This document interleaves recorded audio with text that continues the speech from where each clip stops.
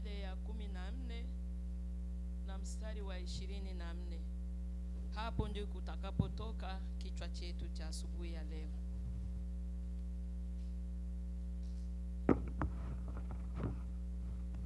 Some Marko sura 14 mstari wa ngapi? 24.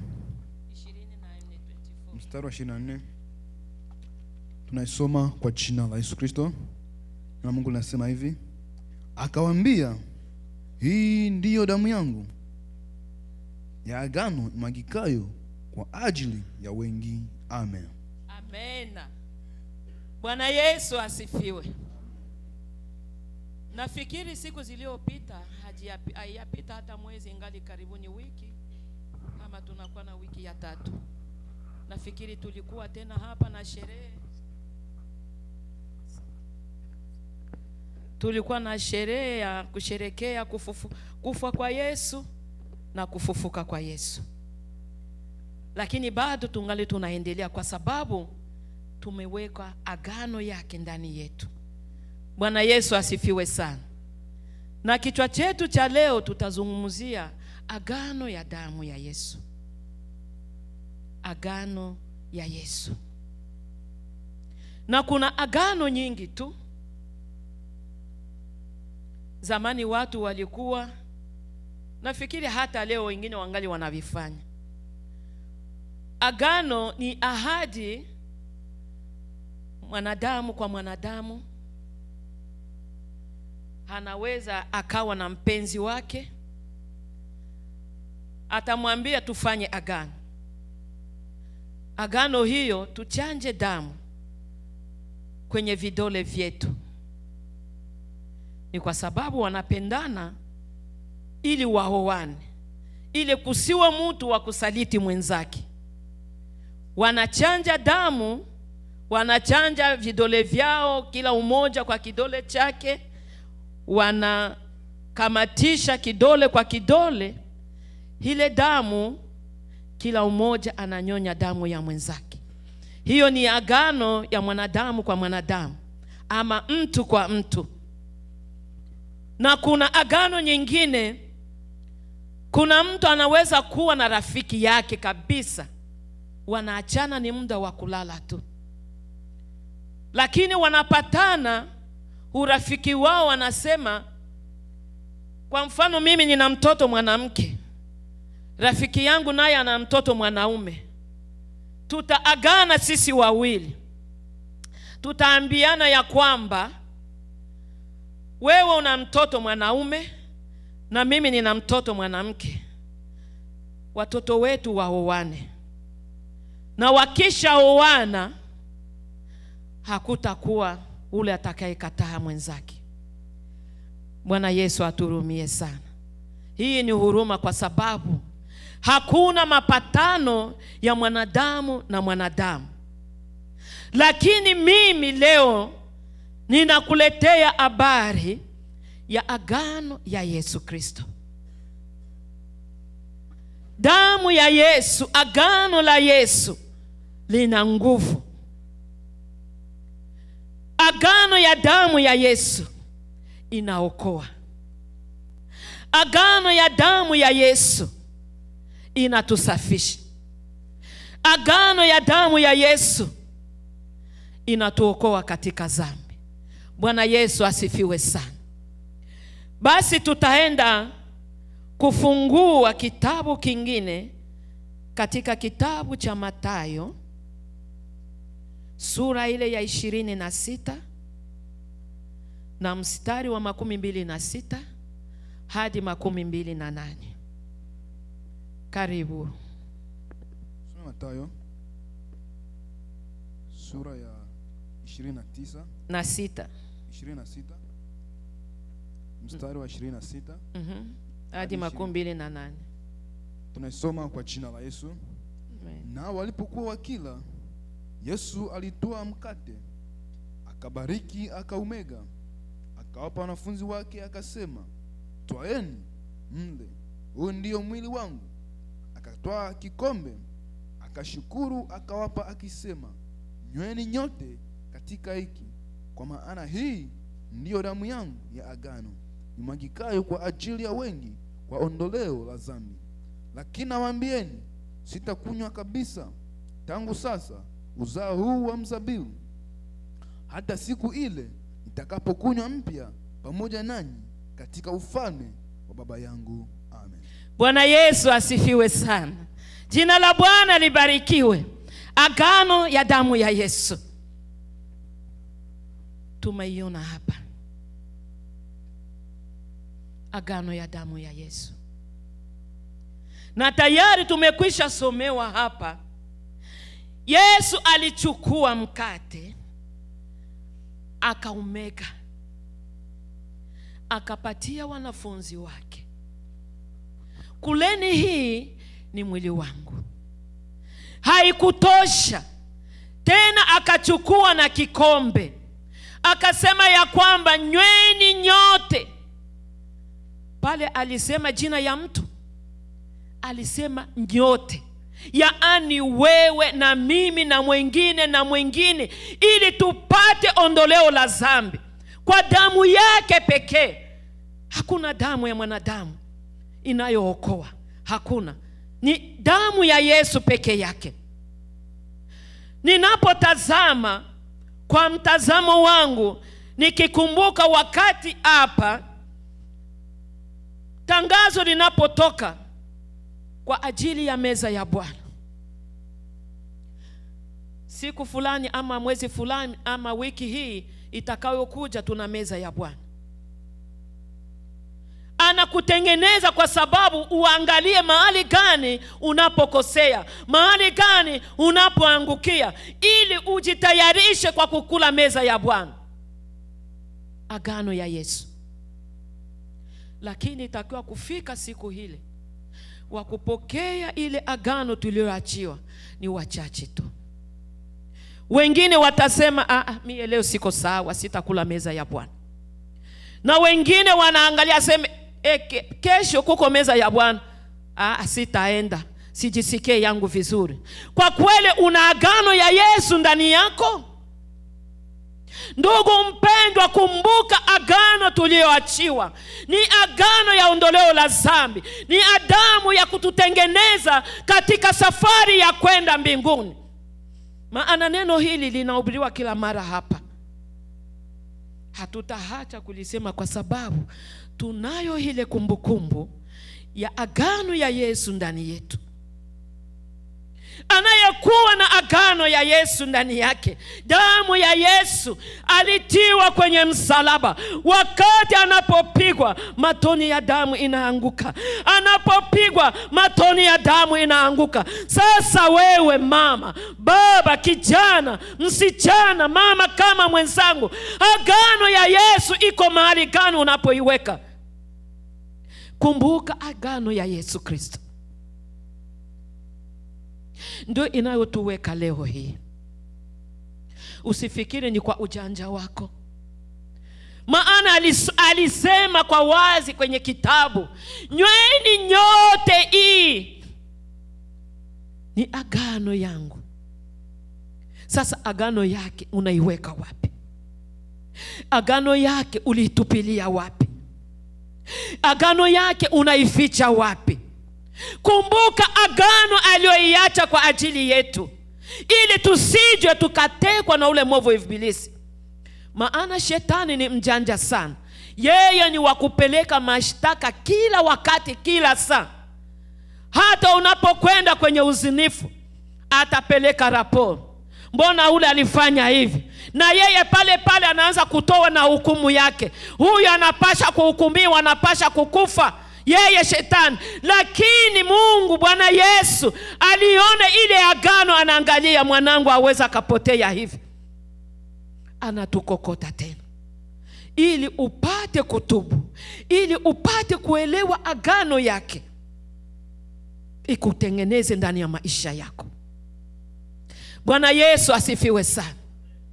Kwa maana agano ya Yesu ni agano yenye kuwa safi, ni agano yenye kututia nguvu, ni agano ya milele na milele isiyopunguka kamwe. Maana ni agano yake aliacha tokea awali. Hata wakina Petro, wa Yakobo, wa Yohana, wote hii agano tukiona zamani. Mungu alikuwa anatumikisha Musa, alikuwa anawaambia wakati wana wa Israeli wakifanya makosa, Mungu anamwambia Musa, waambie wachinje hiki, wachinje hiki, wachinje hiki, ili zile dhambi zao zote ziteketezwe. Lakini ile yote Mungu aliona ya kwamba hacha nitowe mwanangu, ili watakapo wanaona ile wanakumbuka na kuacha ile dhambi. Tukatumiwa mwana wa pekee. Nani angaliweza kutundikwa kwenye msalaba? Nani angesipote kufanyiziwa ile mambo yote? Yani yeye alijitoa kwa ajili ya mwanadamu, kwa ajili yako na mimi, ili tupate uzima wa milele kupitia damu ya Yesu Kristo. Bwana Yesu asifiwe sana. Hiyo damu ya Yesu inakukomboa tena. Hata wakati unapopigwa na magonjwa mbalimbali, hata wakati unapolemewa na shida mbalimbali, hautaikaa hivi unasema mimi nilifanya nini? Hapana, sio muda tena. Kuna nyakati zingine utasimama unasema, Baba, leo sitalia, mimi naliakaliaka, mimi sitalia leo, kwa sababu haya magonjwa ulisema ya kwamba kwa kuteswa kwako tulikombolewa. Sasa magonjwa haya Baba yanakuja modele gani? Magonjwa haya yanatokea wapi? Mimi ninakataa katika jina la Yesu. Maana uliteswa msalabani ukasema yote yamekwisha. Baba, ninakataa magonjwa. Kuna maana mengine hautashinda tena uko naomba, unakuwa sasa uko nasema naye, uko nazungumuza naye. Kuko vitu vingine hautaikala seme unaanza kuangalia mimi nitafanya. Hapana, piga magoti, anza kusema, Bwana, mimi sitalia, mimi sitaenda fasi nyingine, ninakuja hapa, kwa maana hapa ndio nitapata uponyaji, hapa ndio nitapata jibu langu, hapa ndio nitaokolewa, kwa maana wewe ulisema yote yamekwisha. Bwana Yesu asifiwe sana. Agano la Yesu umeliweka wapi? Agano ya damu ya Yesu ni agano la milele. Hata unapopatwa na shida, hata unapopatwa na matatizo, usishinde unahangaika. Tunaye anayesafisha, tunaye anayeongoza, tunaye anayetupa nguvu. Agano ya damu ya Yesu. Msomaji wetu, tuangalilie kwenye kitabu kingine kile cha Mathayo.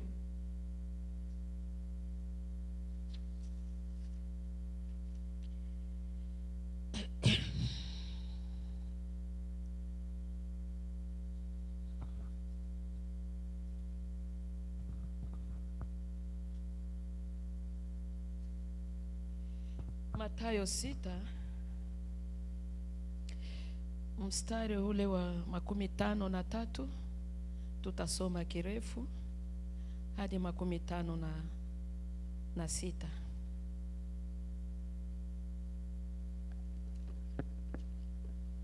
Mathayo 6 mstari ule wa 53 hadi 56.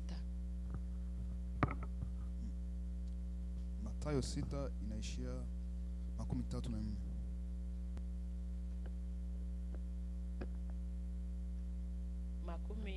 Mathayo 6 mstari ule wa 53 hadi 56.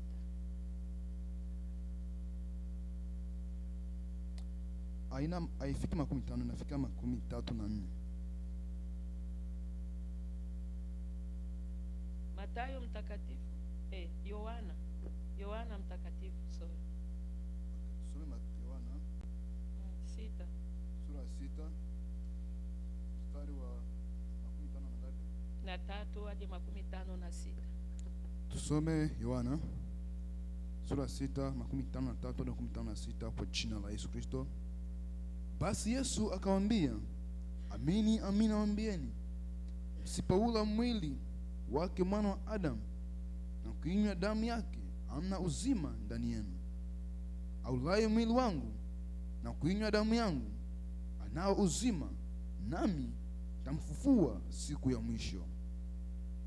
Kwa maana mwili wangu ni chakula cha kweli, na damu yangu ni kinywaji cha kweli. Aulaye mwili wangu na kuinywa damu yangu ukaa ndani yangu, nami ukaa ndani yake. Amen. Amen. Bwana Yesu asifiwe. Yohana naye mtakatifu anatuelezea hapa, alaye mwili wangu ana uzima, anywaye damu yangu ana uzima wa milele.